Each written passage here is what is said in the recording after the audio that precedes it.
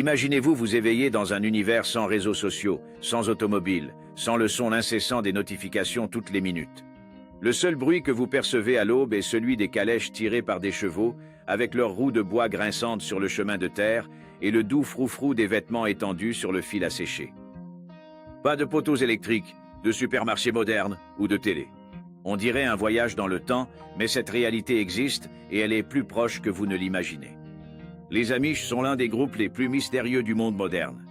Ils résident surtout aux États-Unis et au Canada, dans des États tels que la Pennsylvanie, l'Ohio et l'Indiana, préservant ainsi une manière de vivre qui paraît figée dans le passé. Mais vivent-ils vraiment comme s'ils étaient figés dans le passé, comme au XVIIe siècle? La vérité, c'est que les Amish ne rejettent pas complètement la modernité. Ils font des choix réfléchis, basés sur un ensemble de règles appelées l'Ordnung. Ces normes déterminent avec précision ce qui peut ou non être utilisé au sein de chaque communauté. Certaines personnes croient que les Amish vivent sans la moindre technologie, mais ce n'est pas la vérité. Dans certains villages, des batteries de voitures servent à alimenter des machines agricoles. D'autres communautés permettent l'usage de téléphones fixes, mais uniquement dans des cabines communautaires, éloignées des foyers, afin de préserver l'intimité familiale. Certaines communautés Amish utilisent de même des tracteurs sans pneus en caoutchouc, estimant que des roues de ce type pourraient symboliser une modernité jugée excessive. Cependant, si ce n'est pas le manque de technologie qui caractérise les Amish, alors qu'est-ce qui les éloigne tant de la société contemporaine? L'une des barrières les plus fortes est la langue. La plupart des Amish parlent un dialecte appelé le Pennsylvania Dutch, un mélange d'allemand du XVIIIe siècle et d'anglais. Cette langue renforce leur identité et rend difficile l'intégration avec le monde extérieur. Si vous visitiez un village Amish aujourd'hui, vous entendriez certainement les enfants converser dans ce dialecte et constateriez qu'appréhender ne serait-ce qu'un mot relèverait d'un grand défi. Et voici l'un des aspects les plus curieux. Il n'y a pas une seule façon d'être Amish. Chaque communauté décide de ses propres règles, ce qui signifie que les coutumes peuvent beaucoup varier. Par exemple, tandis que certaines permettent l'usage de bicyclettes, d'autres prohibent de même les boutons sur les habits, privilégiant des épingles ou des agrafes métalliques, étant donné que les boutons pourraient stimuler la vanité. Concernant l'énergie électrique, la majorité évite de se connecter directement au réseau public, mais quelques-unes emploient des générateurs à gaz pour des fonctions spécifiques adaptées à leurs besoins. Cependant, tous les Amish ne suivent pas ces traditions sans se poser de questions. Tous les jeunes traversent une période appelée Rumspringa, une phase où ils ont l'occasion d'explorer le monde extérieur avant de décider s'ils veulent être baptisés et suivre la vie Amish. Certains s'essaient à conduire des voitures, à s'habiller de façon moderne et même à vivre en dehors de leur communauté. Mais au final, près de 80% d'entre eux choisissent de revenir et de perpétuer les coutumes Amish durant le reste de leur vie. Mais qu'en est-il de ceux qui ne reviennent pas? Qu'arrive-t-il aux jeunes Amish qui décident de quitter la communauté? Est-il exclu de la communauté? Peut-il voir sa famille? La réponse pourrait vous surprendre, et c'est ce que nous allons explorer juste après. Quand nous imaginons les Amish, la première idée qui nous vient à l'esprit est un mode de vie sans électricité, sans véhicule, ni aucune forme de technologie moderne. Mais est-ce vraiment le cas? En réalité, les Amish évitent l'électricité, mais pas tant que ça. La raison principale n'est pas un rejet catégorique de la modernité, mais plutôt l'inquiétude que la technologie n'affaiblisse la communauté et la vie de famille. Afin d'éviter cette dépendance, ils refusent le raccordement direct au réseau électrique public, ce qui ne signifie pas pour autant qu'ils vivent totalement isolés. Dans certaines communautés, les batteries, générateurs à gaz et même téléphones communautaires sont acceptés sous certaines restrictions. Le transport en est un exemple intéressant. Les Amish ne conduisent pas de voiture, mais ils peuvent monter dedans sans problème, tant que quelqu'un d'autre est au volant. Il est courant de voir des membres de la communauté se faire conduire par des chauffeurs extérieurs pour des raisons importantes, comme aller chez le médecin ou faire des courses dans les villes voisines. Au quotidien, ils privilégient les calèches traditionnelles, tirées par des chevaux, qui sont devenus un des symboles les plus connus et reconnaissables de leur mode de vie. Certaines communautés Amish plus strictes n'autorisent de même pas les vélos et n'utilisent que des trottinettes en métal sans pédales pour se déplacer. Et l'argent? C'est différent de ce qu'on imagine. Les Amish utilisent banques et espèces, mais évitent cartes de crédit. Tout est effectué de manière simple et directe, sans être tributaire des grandes institutions financières. Ils n'apprécient pas non plus les prêts et s'efforcent toujours de payer comptant afin de ne pas accumuler de dettes. Malgré tout, certaines communautés ont leurs propres entreprises qui génèrent de bons revenus, comme des fermes, des magasins de meubles artisanaux, la production de confiseries maison et même des entreprises de construction. De nombreux Amish vendent leurs produits au grand public, assurant ainsi une économie active dans le respect de leurs règles. Un autre détail curieux est la relation des Amish avec le gouvernement. Ils ne participent pas aux programmes sociaux, ne versent pas de cotisations sociales et n'ont ni assurance santé ni plan de retraite. Si quelqu'un de la communauté a besoin d'aide, les membres se mobilisent pour apporter leur soutien, qu'il soit financier ou pratique. Ils ne servent pas non plus dans l'armée, car ils suivent une posture pacifiste. Depuis 1965, les États-Unis ont officiellement reconnu cette posture pacifiste, accordant ainsi aux Amish une exemption complète du service militaire obligatoire. Cependant, si les Amish vivent avec tant de restrictions, comment affrontent-ils les défis de la jeunesse? Est-ce que les jeunes ne remettent jamais en question ce mode de vie particulier? C'est pourquoi nous allons parler d'un des moments les plus controversés de la vie Amish, le Rumspringa.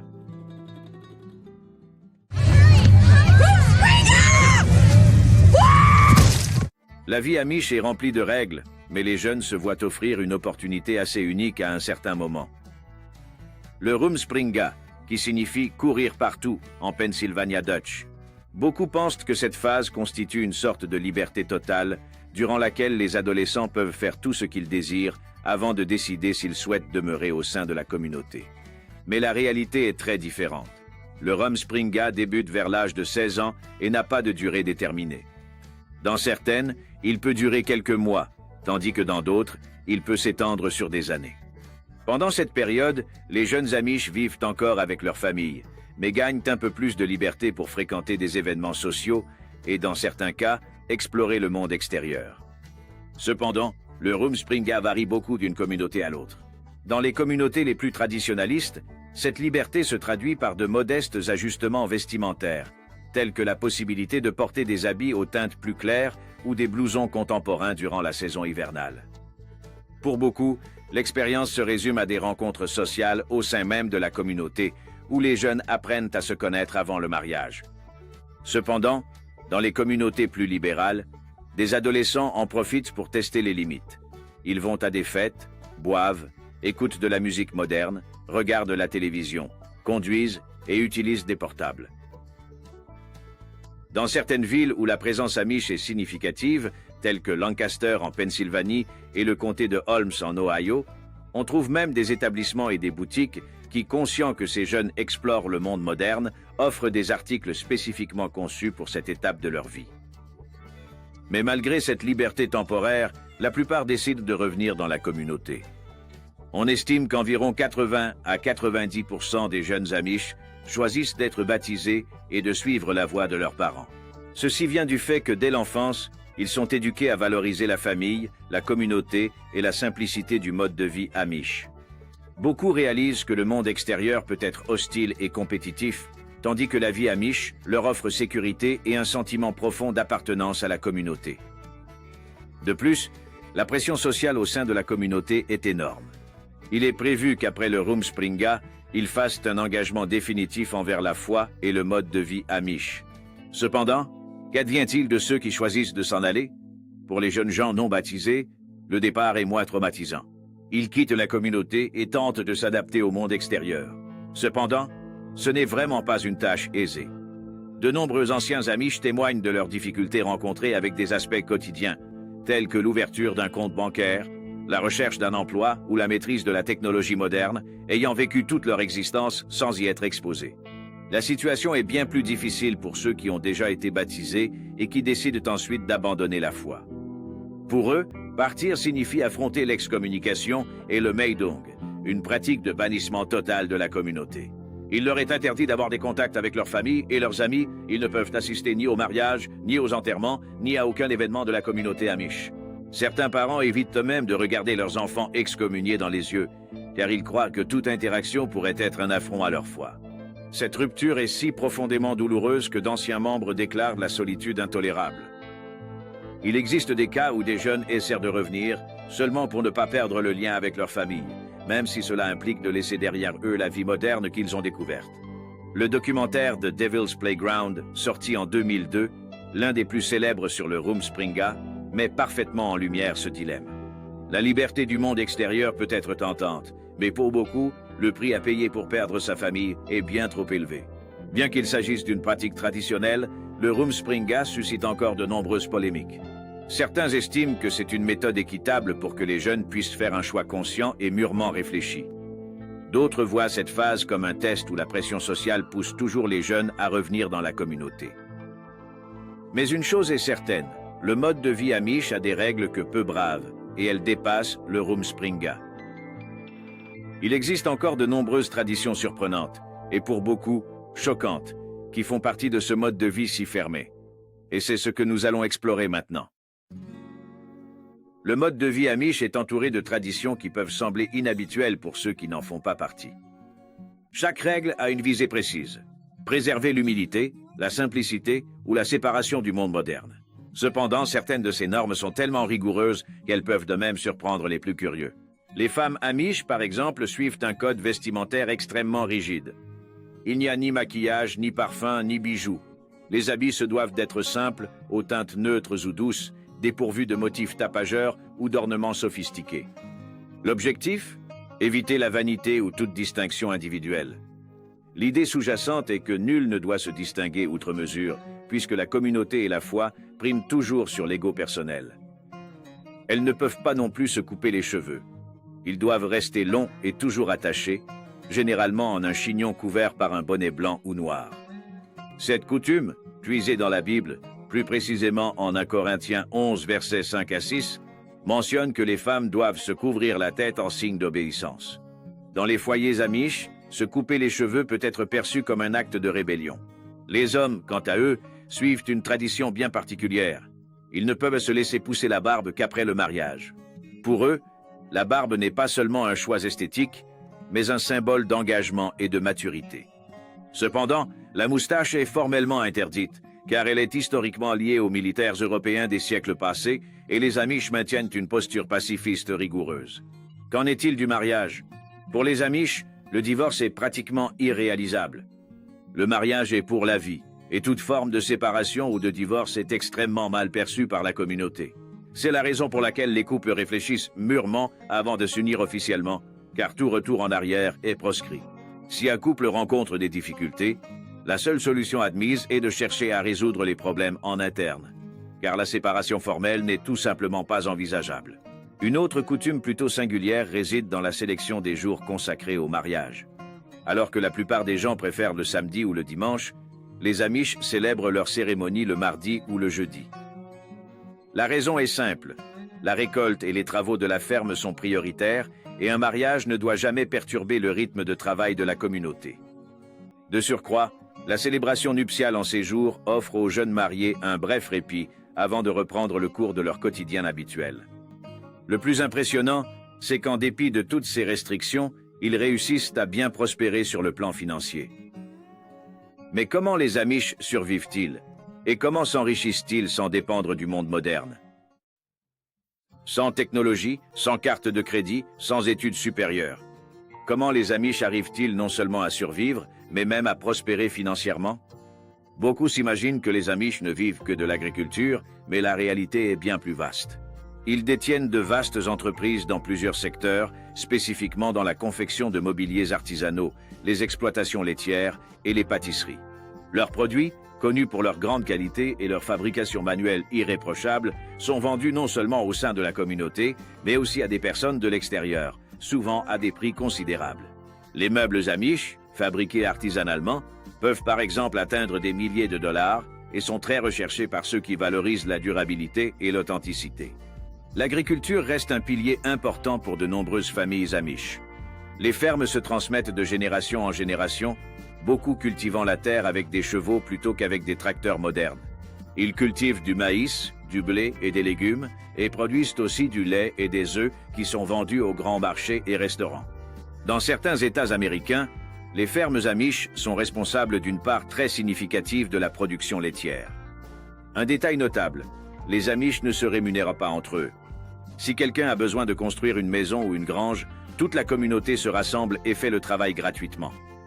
Ce modèle d'aide mutuelle, connu sous le nom de construction communautaire, permet de maintenir les coûts bas et de ne laisser personne sans soutien. Ceci est également vrai en des temps d'adversité. Si un agriculteur perd sa récolte, ses voisins viennent en aide sans exiger de compensation. Mais les Amish refusent-ils réellement d'utiliser la monnaie contemporaine? Pas exactement. Ils utilisent des banques, des billets et des chèques, mais évitent les cartes de crédit et les prêts. Leur philosophie est simple, tout payer entièrement comptant et ne jamais dépendre d'aucune dette. Cette mentalité les protège des crises financières et les empêche de devenir otages du système bancaire. En raison de cette mentalité, des familles Amish amassent discrètement des richesses sans jamais afficher de luxe ou d'ostentation, car cela irait à l'encontre de leurs convictions religieuses.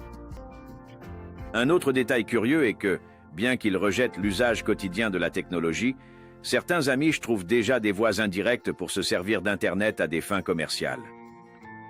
Comme ils ne peuvent pas toucher directement aux ordinateurs, beaucoup sous-traitent cette tâche à des employés ou à des personnes de confiance extérieures à la communauté. Ainsi, ils vendent des produits et publient des annonces sur les réseaux sociaux sans violer leurs règles religieuses. Certains d'entre eux possèdent des boutiques virtuelles gérées par des partenaires non Amish, où ils commercialisent des meubles, des douceurs faites maison et aussi des habits traditionnels. Cependant, s'ils vivent sans tant de facilités modernes, comment donc l'éducation Amish fonctionne-t-elle concrètement? Qu'apprennent-ils? Est-ce que les enfants Amish ont une enfance similaire à celle des autres?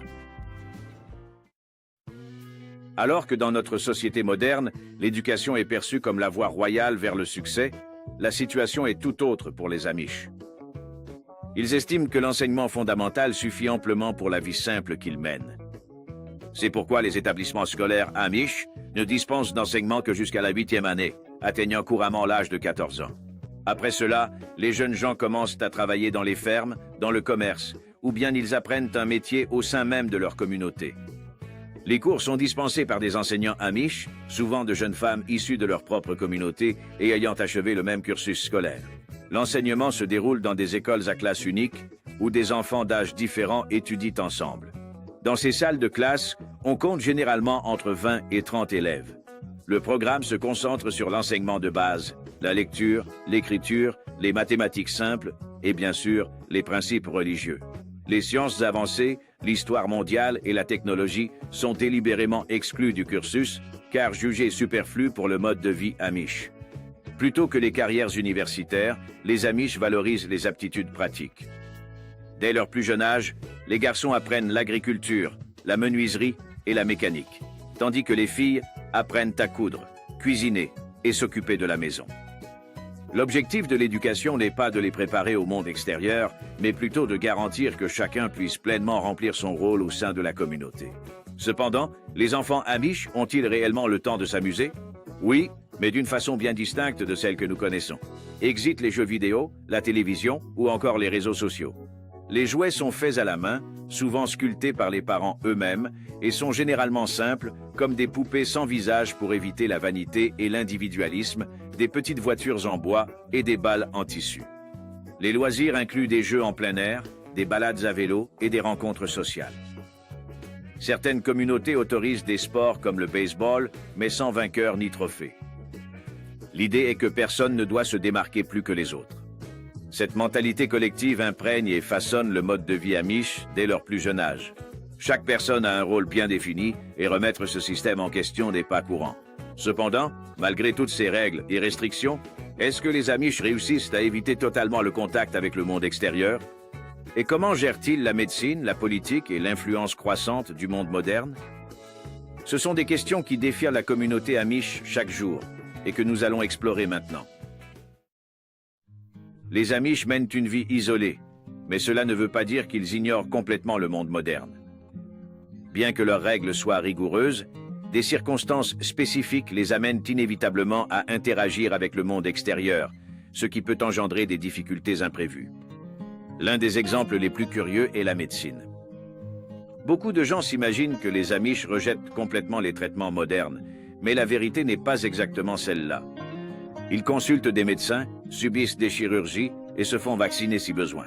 La différence, c'est qu'ils préfèrent tout payer eux-mêmes, sans dépendre d'assurance ou d'aide gouvernementale. Pour cela, ils ont créé un système communautaire. Chaque famille verse de l'argent dans un fonds qui couvre les frais médicaux de ceux qui en ont besoin. Mais, dès que possible, ils optent pour des traitements naturels, comme des herbes médicinales et des remèdes maison transmis de génération en génération. Quant à la politique, c'est là que ça diffère. Les Amish ne votent pas et évitent toute implication électorale. Pour eux, la politique appartient au monde extérieur et ils doivent se concentrer sur leur communauté et leur foi. Cependant, cela a commencé à évoluer.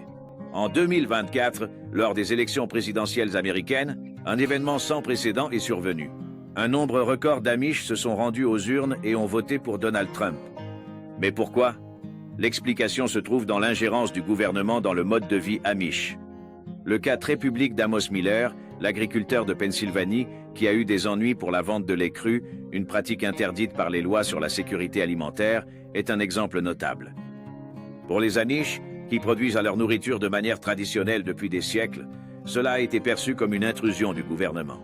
Cela a conduit un grand nombre d'entre eux à éprouver de la sympathie pour un candidat qui s'engageait à réduire l'ingérence gouvernementale, un principe auquel les Amish sont profondément attachés.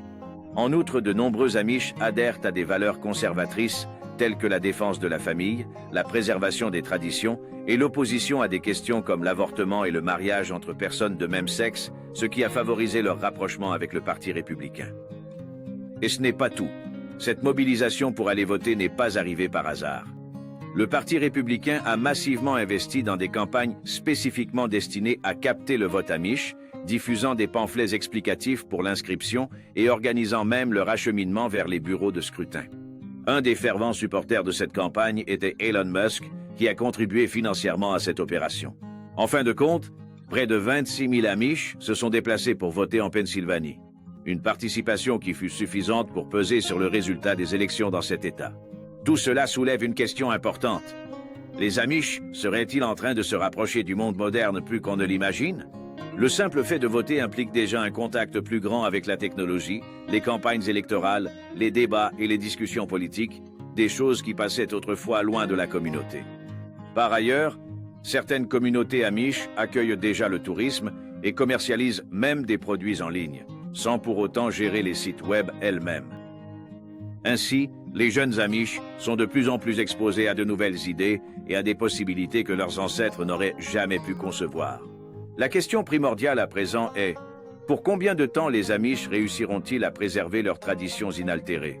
Et cet engagement avec le monde extérieur entraînera-t-il un changement plus profond à l'avenir? Mais quel est l'avenir des Amish? Les Amish vivent depuis des siècles en maintenant leurs traditions intactes, mais parviendront-ils à résister à l'avancée du monde moderne? Aussi isolés qu'ils puissent paraître, les Amish connaissent une croissance impressionnante. Avec des familles nombreuses, en moyenne 6 à 8 enfants par couple, la population Amish double tous les 20 ans. En 1900, il y avait environ 5000 Amish aux États-Unis et au Canada. Aujourd'hui, ils sont plus de 375 000 et s'ils continuent à ce rythme, ils pourraient dépasser le seuil d'1 million de membres d'ici 2050. Mais cette expansion apporte avec elle son lot de défis. L'accès indirect à la technologie, le contact avec les touristes et la nécessité de développer leurs activités en dehors de la communauté exposent les nouvelles générations à un monde que leurs ancêtres n'auraient jamais imaginé. S'il était autrefois facile de vivre isolé, aujourd'hui la technologie est partout et il devient de plus en plus difficile de l'ignorer complètement. Ces dernières années, certaines communautés Amish ont commencé à assouplir certaines règles. Certaines autorisent déjà les téléphones partagés pour le travail seulement. D'autres ont commencé à vendre des produits sur Internet et même s'ils ne gèrent pas directement les sites, ils engagent des tiers pour s'occuper des ventes en ligne. De petits signes de modernisation se manifestent et avec le temps, cette évolution pourrait bien devenir inévitable. Au même moment, certaines communautés demeurent extrêmement rigides. Des groupes comme les Swartzentruber Amish, l'un des ordres les plus conservateurs, rejettent encore même les briques dans les constructions et refusent l'usage de la lumière solaire pour éclairer les maisons ou les granges. Ils croient que toute modernisation pourrait mener à la dissolution complète de leur culture et de leur foi. Mais verrons-nous un jour des Amish utiliser des smartphones et les réseaux sociaux? Cette éventualité semble encore assez distante, mais il existe déjà d'ex-Amish qui ont créé des profils sur les réseaux sociaux et partagent leurs expériences au monde entier. Certains partagent des histoires sur la rigidité de la communauté, tandis que d'autres parlent des difficultés d'adaptation à la vie moderne. La seule certitude, c'est que même les Amish, aussi fermés soient-ils, ne peuvent arrêter la marche du temps. Le monde évolue plus rapidement que jamais, et ils devront, tôt ou tard, prendre une décision. Rester à l'écart ou découvrir une nouvelle manière de vivre sans renoncer à leur identité. Alors, pourriez-vous vivre à la manière Amish? Sans téléphone, internet, ni électricité, seulement le travail au champ, une cuisine simple et un rythme de vie apaisé? Cela vous semble-t-il paisible? Ou plutôt un vrai cauchemar? Ce mode de vie résistera-t-il à l'épreuve du temps ou, tôt ou tard, les Amish finiront-ils par se rendre au monde moderne? Dites-moi ce que vous en pensez dans les commentaires. Et bien sûr, mettez un like et abonnez-vous à la chaîne. À la prochaine vidéo.